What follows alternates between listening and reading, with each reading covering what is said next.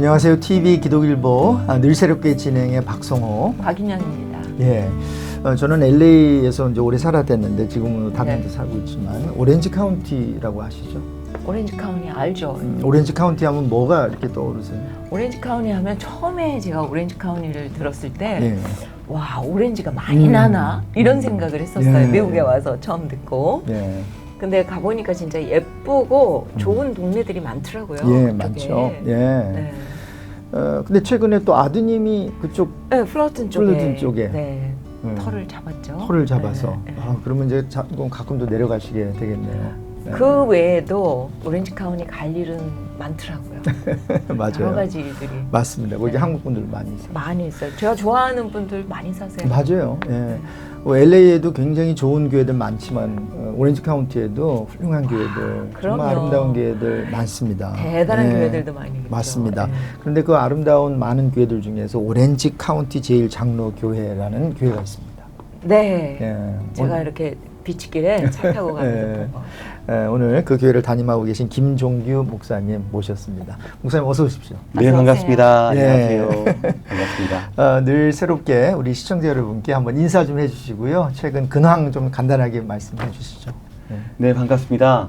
오렌지 카운티 제1장로교회 담임 목회로 사역하고 있는 김종규 목사라고 하고요. 이렇게 오늘 늘 새롭게라고 하는 코너에서 우리 시청자 여러분들과 말씀 안에서 교제할 수 있게 되어서 너무너무 반갑습니다. 다시 한번 이렇게 불러주신 것 감사하게도 영광으로 생각합니다. 네, 목사님 이쪽 오렌지 카운티 이 교회 여기 제일 장로교회 부임하시기 전에는 어디에 계셨댔어요? 저는 미국에 2007년 8월 5일 예. 입국을 했어요. 예. 보스턴에 있는 고든코네 신학교라고 해서 네. 이제 신학생으로 입국을 했고요. 예, 예. 유학을 오신 거네요. 네, 맞습니다. 신학으로. 네, 네, 네. 네. 저는 총신대를 2005년에 졸업을 했고 2006년에 목사 안수를 받고 예. 그 다음에 2007년에 석사 학위를 좀 하기 위해서 고든코넬로 예. 왔고요. 예. 유학을 왔고 F1이었습니다. 예. 유학생 신분이었고 예, 예. 3년 동안 고든코넬에서 석사를 하고 난 후에 저 애틀란타에 있는 세안장로교회라고 하는 교회가 예. 있습니다. 그 예. 교회에서 8년 동안 부목사로 사역을 했고요. 예. 2018년 10월 셋째 주에 지금 사역하고 있는 오렌지 카운티 제1장로교회 담임 목사로서 부름을 받아서 지금까지 너무나 귀하게 은혜롭게 사역하고 있습니다. 네. 예. 2018년부터 네, 맞습니다. 지금 몇 년째 지금 7년, 만 7년 되고요. 예. 네. 근데 목사님 혹시 모태신앙이세요? 네, 모태신앙입니다. 오, 네. 그러면 그냥 이렇게 곱게 이렇게 목사님이 되셨나요? 안타깝게도 그렇게 됐네요. 예, 어. 이렇게 스토리가 별로 없고. 예. 그게 은혜죠. 그게 없는데 왜 안타까우실까요? 예. 저 같은 모태신앙들은 네. 보통은 이제 모태신앙을 모태에서부터 신앙을 해왔다라고 하는데 네. 이게 조금 부정적인 의미로 이것도 못한다 저것도 저것도 못한다 못한다. 모태신앙으로 이렇게 네. 희화화되다 보니까 예. 비포 앤 애프터가 이렇게 뚜렷하지 않은 것이 어찌 보면 제 평생 동안의 어떤 좀 숙제라고 할까요? 이런 것들이 없지 않아 있기는 합니다. 예. 네, 그렇습니다. 그럼 아무리 모태신앙이라고 하더라도 모태신앙이라고 다 목사가 되시는 거는 아니잖아요. 그럼요. 예. 그럼 내가 목사가 되겠다. 이런 결심을 하게 된 계기가 있어요? 모태신앙이었지만 하나님을 인격적으로 만나게 된 것은 중학교 3학년 때 수련회였었어요. 예. 네. 그때 당시만 수련회가 굉장히 뜨거웠고 맞아요. 수련회 때마다 굉장히 귀한 은혜가 흘러났던 것 같아요. 네. 1989년 제가 89년. 네. 그렇게 기억을 하는데 그리고 난 후에 이제 완전히 변하게 됐습니다. 예배도 좀 예배에 대한 자세도 달라지게 되었고 교회에서 섬기는 것도 굉장히 달라지게 되었고 그런데 달라진 그것이 저를 변화시키지는 못하더라고요. 그러니까는 은혜의 자극이 네. 저를 변화시키지는 못했어요. 그럴 수 있겠네요. 무슨 말이냐면 은혜를 받았어요. 받고 난 다음에 그러면 중학교 3학년 때쯤 되면은 굉장히 미래에 대해서 고민도 되게 많고 더 좋은 것을 하고 싶은 것들도 있지 않습니까?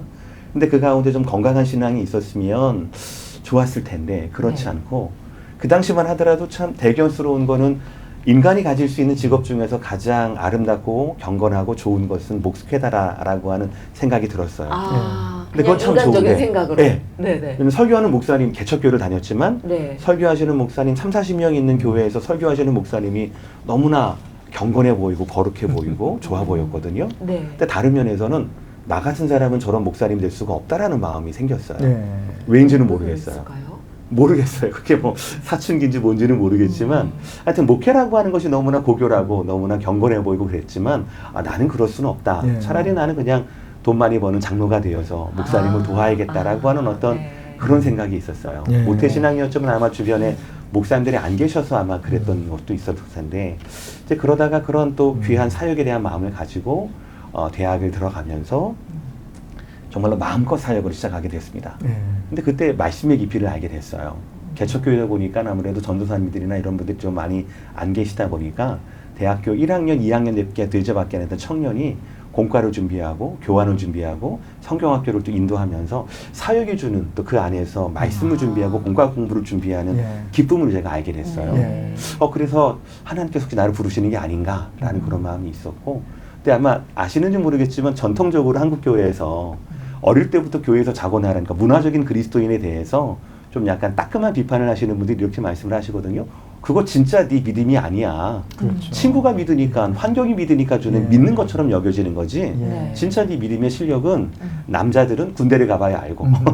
자매들은 시집을 가봐야 안다는 그런 얘기들이 굉장히 많았었어요. 예. 그래서 네. 저도 혹시 괜히 신학을 했다가 후회하게 되면 이것은 후회할 수도 없는 거고 네. 너무나 큰 상처를 남기는 실패라고 생각을 했어서 예. 그러면 하나님 마지막으로 사사기 6장에 나와 있는 기드온의 시험 있지 않습니까? 네. 양털 2번 시험하는 거. 처음에는 양털만, 그 다음에 양털 주위에만 물이 있게 하는 그 시험을 한다라고 생각을 해서 군대 26개월에도 하나님께서 저에게 동일한 말씀을 주신다라면 하나님께서 허락하시고 교회 공동체가 허락하고 제가 만약에 원한다라고 한다라면 기드온의 양털의 시험처럼 끝까지 평생 동안 말씀의 종으로 남겠습니다라고 하는 네. 서원을 하게 돼요. 예. 제 스스로. 군대 가면서. 네. 예. 그래서 군대 어디로 가게 될지는 모르겠지만 네. 그래서 26개월 동안에 이제 군 생활을 하면서 놀랍게도 정말로 그 전보다도 전형적인 교회 오빠였던 제가 군대 생활 26개월 동안 더 많은 은혜를 받게 되는 그런 일들을 제가 겪게 됐거든요. 예. 뭐 화려한 뭐 간증은 아니겠지만 제 스스로 내면 가운데 이렇게 하나님께서 불러주시는 거라면 평생 동안 이 길에서 후회할 일은 없겠구나. 평생 동안 이 길에서 나름의 의미와 가치를 찾을 수 있겠구나라고 생각을 하고 결단을 하게 되어서 네. 군대를 제대하고 바로 신학교로 편입하게 하게 되었습니다. 그러셨어요. 그렇게 해서 1998년부터 지금까지 이제 쭉 98년이면 목회로 이끌어 주셨던 겁니다. 네. 네. 하나님의 컨펌 그리고 주변 예. 교회의 컨펌 나 자신의 컨펌 이 정도 되면 뭐 쭉 가셔야죠. 네. 근데 사모님의 컨펌도 있어야 돼요. 근데 그게 좀 약간 제가 자 그러면 여쭤봐야죠. 이렇게 목회 길에 들어설 쯤에 그때 어떻게 그 결혼 그 사모님과의 그 어떠한 그게 어떻게 이게 이어졌나요? 거기? 사실은요. 예. 네. 제가 1995년에 군대를 입대를 하게 되고요. 네. 네. 신학교를 1998년에 편입을 하게 되거든요. 예. 근데 집사람하고는 1994년에 만나서 신학 전에. 오, 네네 오, 연애를 좋네. 하게 됩니다. 아. 제가 대학교 2학년 때. 그러니까 이게 중요한 네. 얘기라고요. 그렇게 해서 이제 컨펌이 이게 네, 사모님의 맞아요. 컨펌이 돼야 돼요.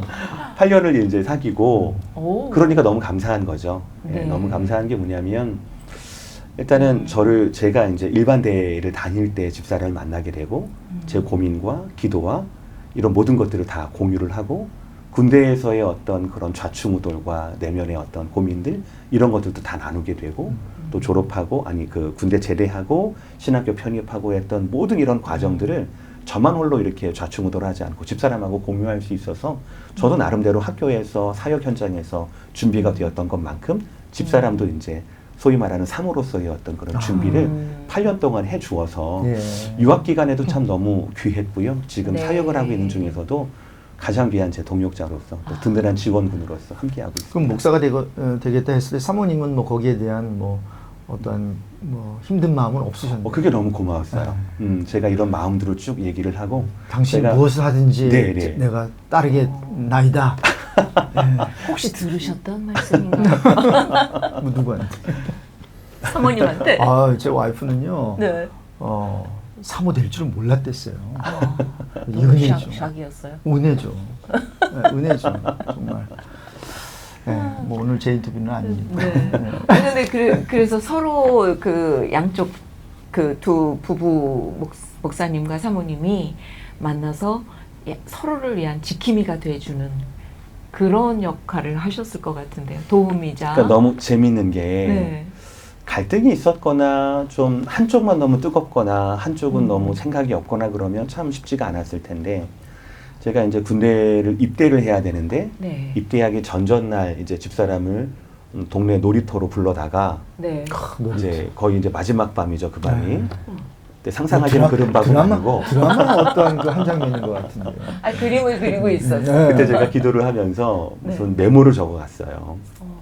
그때 제가 뭐 나이가 뭐 22살이다 그러면은 22살 때는 25살 때는 26살 때는 오. 20몇 살 때는 몇 살 때는 로드맵을 이라고 해서 쭉 그리셨구나. 로드맵을 네. 쭉 그렸어요. 제가 네. 기도하면서 예. 그러면서 내 마음 가운데 하나님께서 만약 26개월의 내 기간 동안에 네. 하나님으로부터 교회 공동체로부터 제 스스로부터 제 부르심에 대한 그 소명, 그 보케이션이라고 하는데 그 소명을 통하여서 제가 이게 검증이 된다라면 나는 앞으로 평생 주의 종으로 말씀의 종으로 교회를 섬기는 사람으로 살아가고 싶어. 그때 사실 같이 사역을 했었거든요. 개척교회였기 때문에. 네. 그러니까 저도 집사람을 잘 알고 집사람도 저를 잘 아는 상황에서 그런 로드맵을 얘기를 했더니 너무나 좋아하면서 아. 또 같이 기도해보자라고 얘기를 해주더라고요. 예. 사실 저는 그게 뭐 부모님에게 허락을 받는 것보다 훨씬 더 저는 중요한 것이었고 해서 참 지금도 너무 기쁘게 그 밤을 회상을 하고 있습니다. 예. 네. 근데 놀랍게도 거의 그때 했던 로드맵대로 거의 대부분이 그렇게 이루어져서 이루어지고. 아까 말씀드렸던 네. 유학을 포함해서 이 모든 것들이 그렇게 이루어져서 저희 부부는 항상 만날 때마다 그게 너무너무 신기하다고 철없는 두 젊은이들이 그 놀이터에서 그냥 깨짝깨짝했던 것을 하나님 같이 봐주시고 응답해 주셔서 너무너무 감사하다고 네. 그렇게 얘기를 하고 있습니다. 그 로드맵이 이제 한국에서 이제 유학을 오시면서 예, 예. 왔다가 이 로드맵이 LA 쪽으로 이제 오렌지 카운티 쪽으로 이게 또 하나님께서 로드맵을 또 그려주셨단 말입니다. 그 이야기 좀 해주세요. 그 오렌지 카운티 지금 현재 네네네. 우리 교회에 또 부임하시게 된. 네네. 사실은 이제 모든 유학생 목사님들이 그러실 텐데 F1 비자를 받으려면 이제 한국에 있는 주미 대사관에 가서 이제 인터뷰를 하지 않습니까? 네.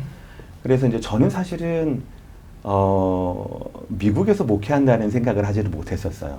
저는 한국에서 이제 고등코넬 신학교가 뭐가 좋았냐면 성경 신학이 참 좋았거든요. 네.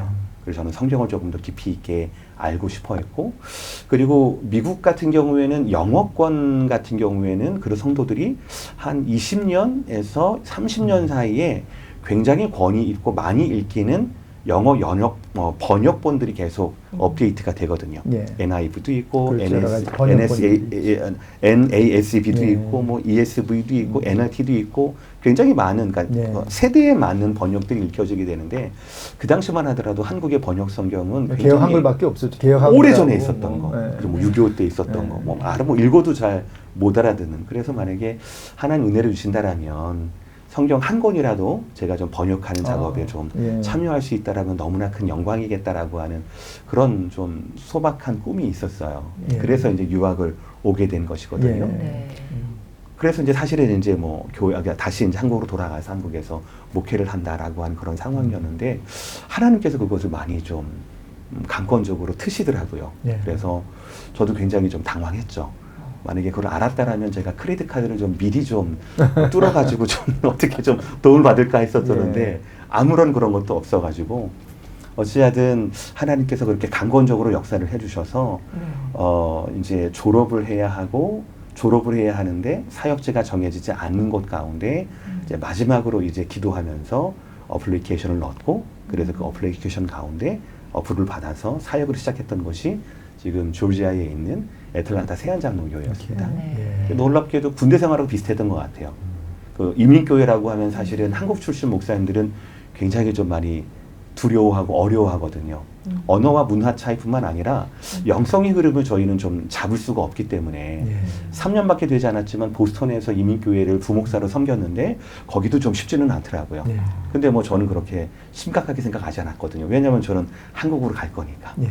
그런데 이제 한국에 좋은 남아서 경험은 될 수 있으니까. 네, 경험은 될 수 있었겠지만 잠시 거쳐가는 그렇게 뭐 심각하게 뭐 헌신을 하거나 네. 여기에서 방법을 찾아내거나 뭘 뚫어보거나 할 생각은 없었었죠. 예, 그러다가 하나님께서 인도해 주셔서 굉장히 겁이 많이 났고 좀 긴장을 하고 애틀란타라고 하는 곳에 세안장로교라는 곳에 갔는데 제가 거기에서 풀타임 부목사를 8년을 했습니다. 예.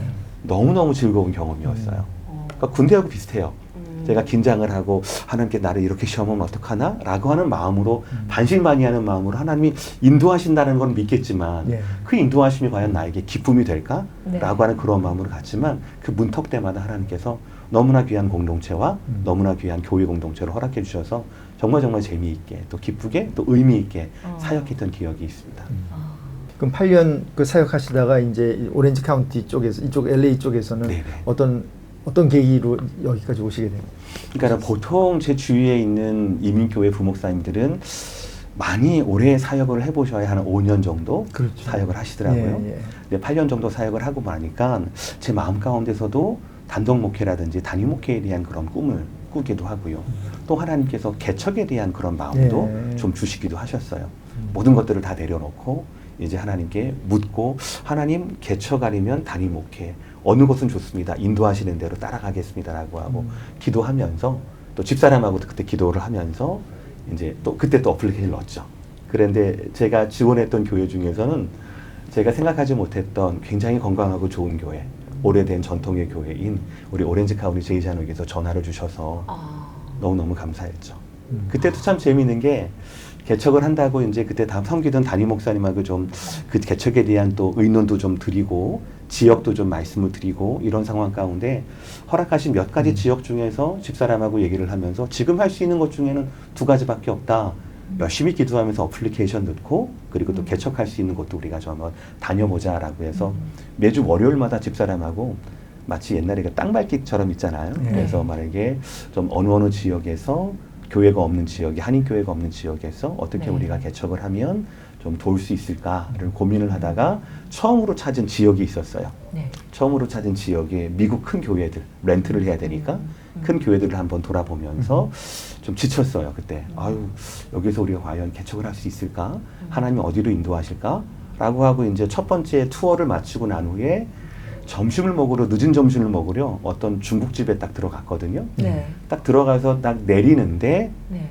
오렌지 카운티 제이자노에서 전화가 온 거예요. 청빙 우리 장모님으로부터. 그래서 이제 하나님께서 붙으시는구나, 하나님께서 인도하시는구나 라고 이제 믿고 그 믿음이 컨펌이 되어서 바로. 지금 여기까지 인도가 된 것 같습니다. 그 창립 48주년이라고 거의 반세기가 벌써. 됐죠. 네. 목사님이 보시는 은혜, 이 제일 장로교회는 어떤가요? 정말 저는 어디에서든지 뭐 자랑 아닌 자랑을 할 수가 있는데요. 네. 정말 100% 하나님의 은혜라고 생각을 해요. 네. 100% 하나님의 은혜이고 그 상존하는 하나님의 은혜를 우리 성도들이 너무너무 사모하세요.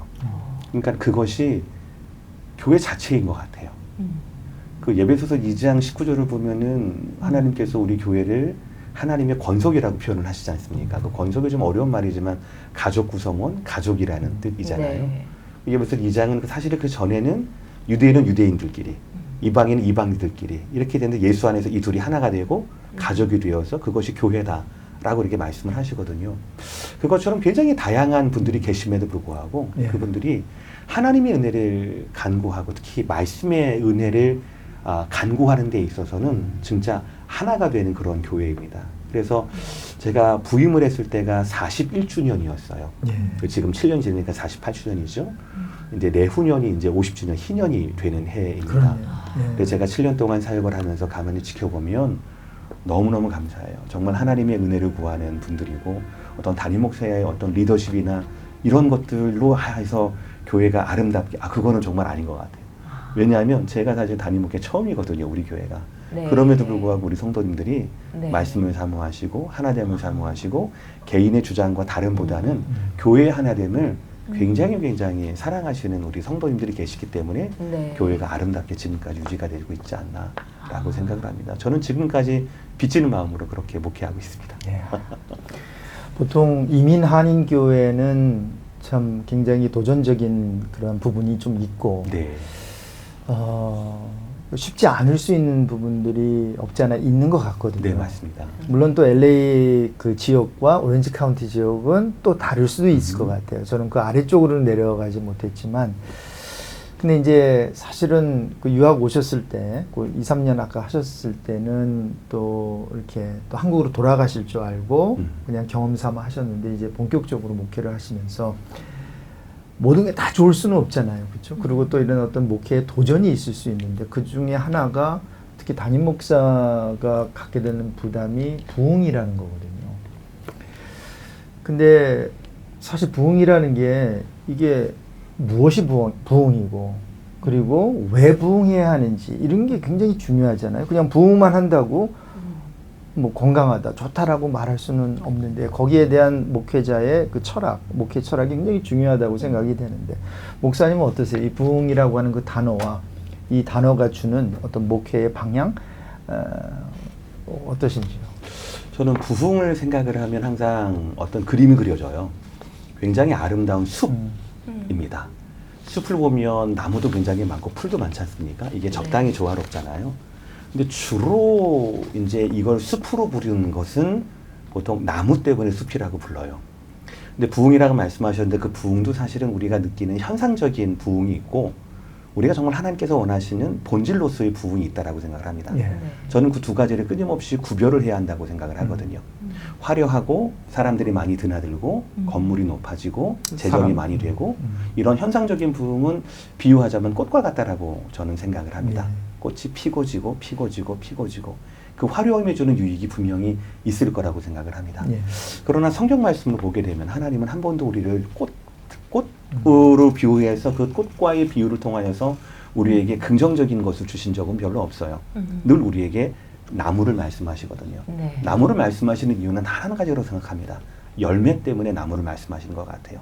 꽃은 화려함을 남기지만 나무는 열매를 만든다라는 네. 것이죠. 그래서 저는 부흥도 현상적인 부흥, 아름다움과 떠들썩함 그리고 사람의 오고감 이런 것들이 아니라 현상으로서 몇 명이 모이는지 얼마나 부흥됐는지 얼마나 숫자가 더 많은지 재정이 많은지 어떻게 얼마나 많은 액티비티를 하는지 그것이 아니라 본질로서의 부흥을 우리가 계속 끊임없이 질문을 해야 되지 않는가라고 생각을 굉장히 많이 해요. 그래서 결국은 꽃 같은 교회가 아니라 나무 같은 교회. 물론 꽃도 있어서 꽃과 나무 같이 있어서 숲을 이루는 그런 생태계를 이루는 영적 생태계를 이루는 것이 너무너무 중요하지만 그 영적 생태계 중에서 가장 중요한 것이 아름드리 그런 고목과도 같은 나무가 아닌가라고 생각을 합니다.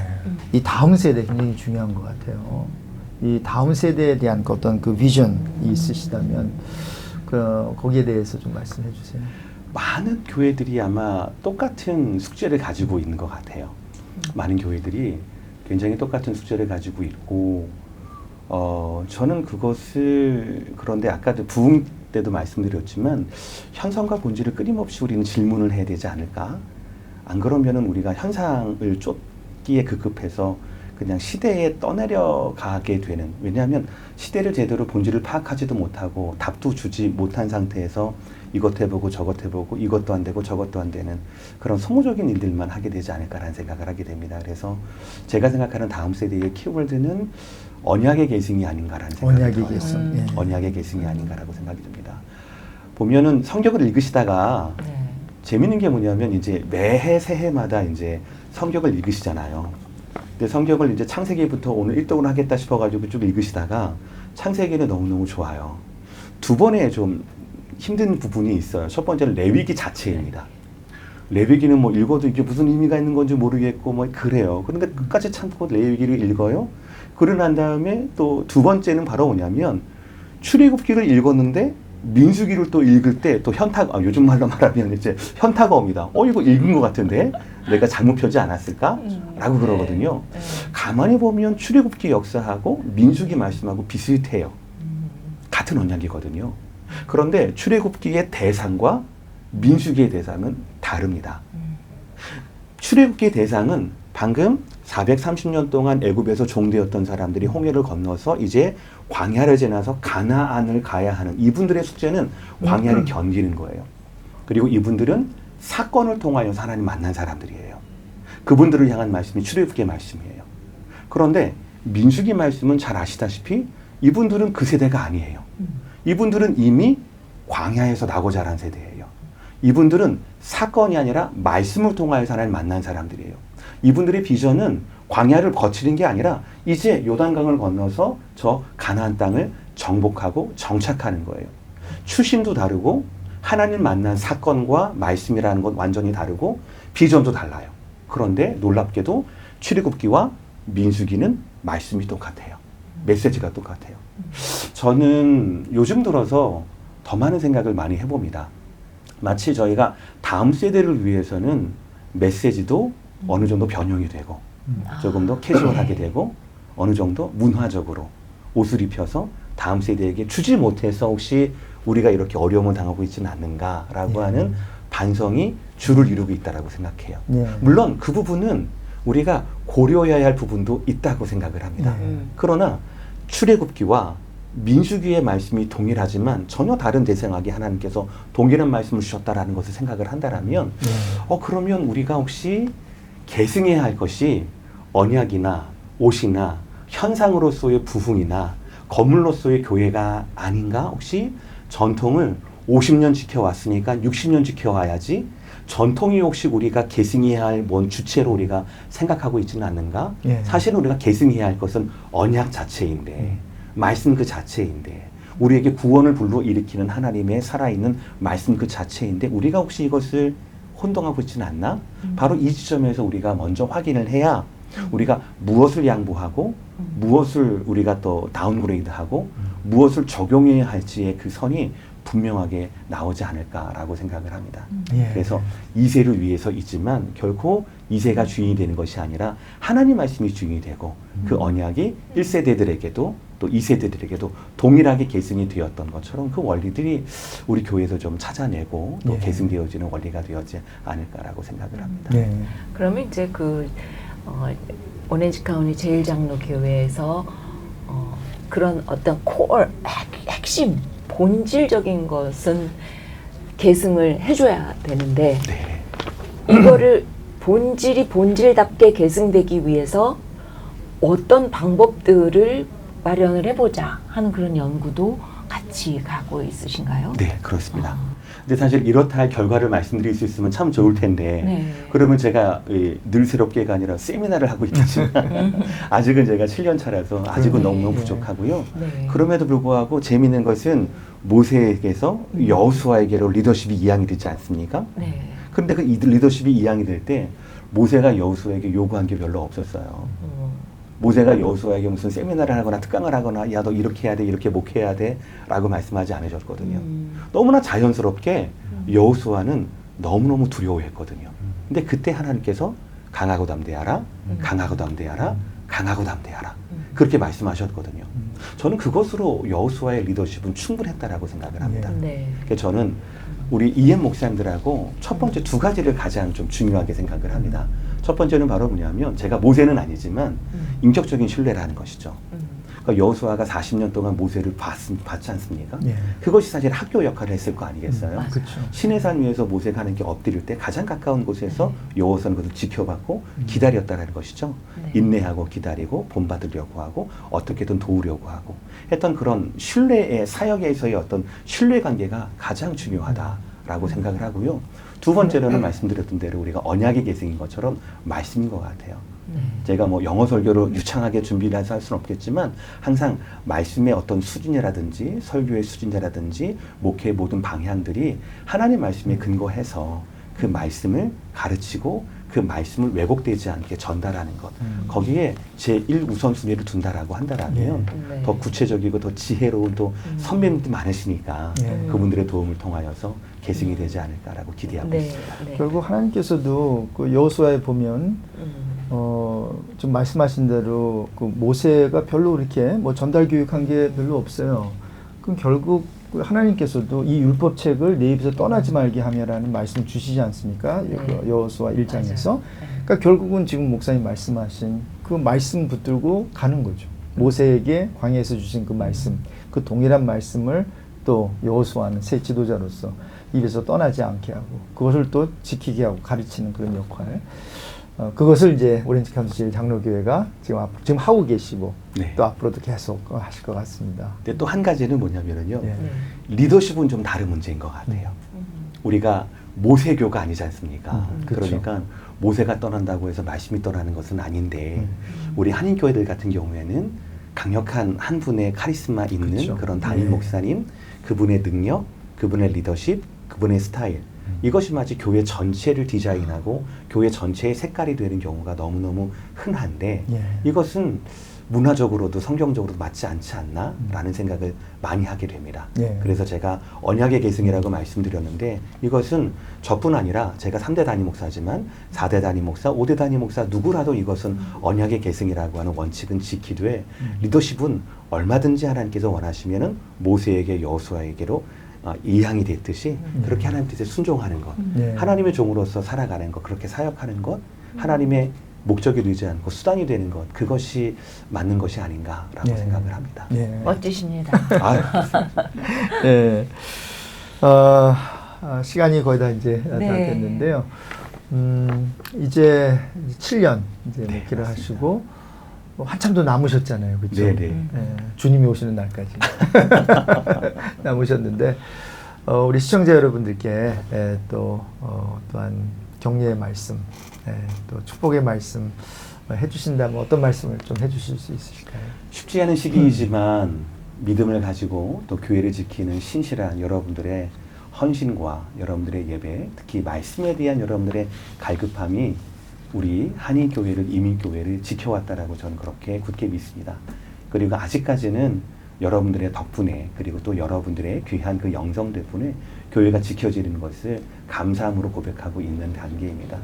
하나님께서 은혜를 주시고 말씀을 주실 때 그리고 또 하나님께서 우리에게 부흥을 주실 때는 분명한 목적과 분명한 의도가 있다라고 저는 그렇게 믿습니다.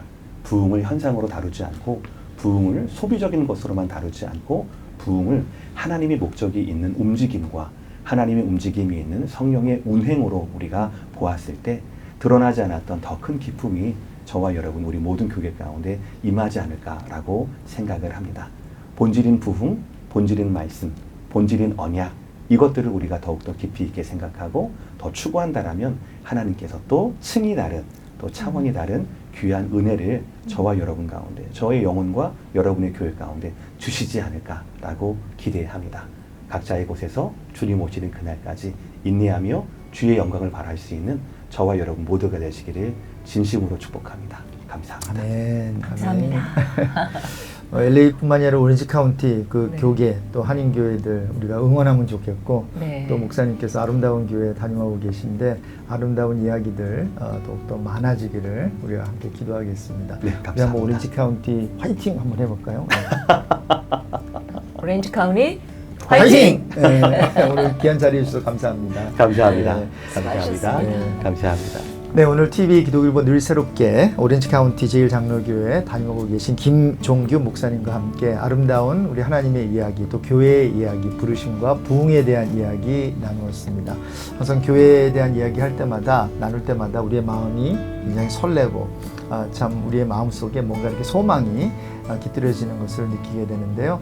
우리 오렌지 카운티에 있는 많은 한인교회들, 우리 오렌지 카운티 제1장로교회와 함께 많은 아름다운 참된 부흥을 경험하는 그런 은혜가 있기를 바라고요.